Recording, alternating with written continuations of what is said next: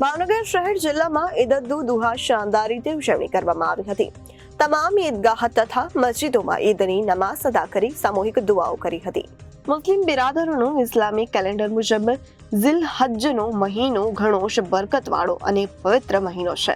આ માસના ઇસ્લામી 10મા ચાંદના રોજ ઈદ અલ દુહાનો તહેવાર ઉજવવામાં આવે છે।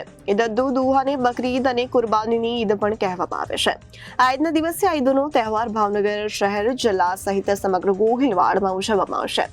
આ પવિત્ર દિવસે મુસ્લિમ બિરાદરો વહેલી સવારે ઉઠીને સ્નાન કરી નવા કપડાં પહેરી ઈદગાહે તેમજ શહેરની કે જિલ્લાની તમામ મસ્જિદોમાં ઈદની ખાસ નમાઝ અદા કરી નમાઝ બાદ એકબીજાને ગળે લગાડી ઈદની મુબારકબાદી પાઠવશે તેમજ કબ્રસ્તાનમાં જઈ પોતાના મહૂર્મ સગા સંબંધીઓની કબર પર ફૂલ ચડાવી ફાતિહા પઢી ખાસ દુઆઓ કરે છે તેમજ પોતાના ઘરમાં ખીર ખુરમા સહિતના મિષ્ટાનો બનાવી એકબીજાને ઘરે મોકલીને આપલે કરે છે તેમજ ગરીબ લાચાર મોતાજ યતીમ મિસ્કીન તેમજ વિધવાઓને આર્થિક મદદ કરે છે તેમજ આ ઈદ પૂર્વે ઘણા મુસ્લિમ બિરાદરો નફલ રોઝા રાખે છે અને નફલ નમાઝો પઢે છે અને ઇબાદતો પણ કરે છે તેમજ કુરબાનીની ઈદને ઇસ્લામના મહાન પૈગંબર હઝરત ઇબ્રાહિમ અલૈહિસ્સલામ અને તેમના વહાલા પુત્ર હઝરત ઇસ્માઇલ અલૈહિસ્સલામની યાદમાં આ પવિત્ર તહેવાર ઉજવવામાં આવે છે તેમજ આ ઉપરાંત વિશ્વભરના મુસ્લિમ બિરાદરો સાઉદી અરબમાં આવેલા મક્કા શરીફ અને મદીના શરીફમાં હજ યાત્રાએ પણ જાય છે।